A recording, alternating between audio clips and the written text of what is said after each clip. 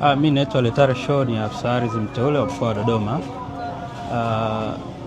Mimi na ofisi ya Wizara ya Ardhi tunashirikiana pamoja na Wizara ya Katiba na Sheria. Banda hili la Wizara ya Ardhi tumepokea wananchi 887 waliokuwa na masuala mbalimbali yanayohusiana na ardhi. Kubwa ambalo tumelipokea hapa, wananchi wengi walikuwa wanafuatilia hati miliki ambazo wamekuwa wakisumbuka kwa muda kidogo kuzifuatilia katika halmashauri ya jiji la Dodoma. Lakini katika kampeni hii, kwa kuwa tulikuwa na one stop center, tulikuwa na wataalamu kutoka halmashauri ya jiji la Dodoma, wataalamu kutoka ofisi ya ardhi ya mkoa, ambao tulikuwa tunafanya kazi kwa pamoja kuhakikisha mwananchi akija hapa na swala lake anallohitaji hati miliki, kama nyaraka zake zimekamilika na zimetimia, tunampatia hati miliki siku hiyo hiyo. Kufikia tarehe ya leo tumeweza kutoa hati miliki kwenye banda hili zipatazo 130 ambazo wananchi wamefika hapa, tumewashughulikia, tumefanya mchakato wa hizo hati na wameondoka nazo kwenye banda hili.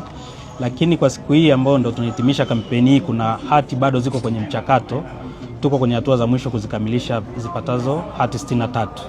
Sio hivyo tu, tumekuwa tukipokea migogoro na malalamiko mbalimbali kutoka kwa wananchi, hasa yanayohusiana na mwingiliano wa mipaka, na migogoro mingine ilikuwa ni ufahamu tu na elimu juu ya masuala ya ardhi.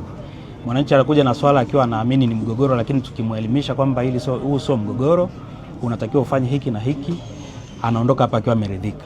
Kwa hiyo banda hili la Wizara ya Ardhi limeshirikiana bega kwa bega na Wizara ya Katiba na Sheria, ambao ndio msimamizi mkuu wa kampeni ya Mama Samia Legal Aid, katika kutoa elimu ya kisheria na haki za umiliki wa ardhi. Wamejitokeza wananchi pia wakiwa na masuala ya mirathi, hawajui baada ya mzazi wao au mmiliki wa kiwanja mahali fulani alipofariki ni hatua gani wazifanye ili wale warithi waweze kupata umiliki ule. Elimu hiyo pia tumekuwa tukiitoa.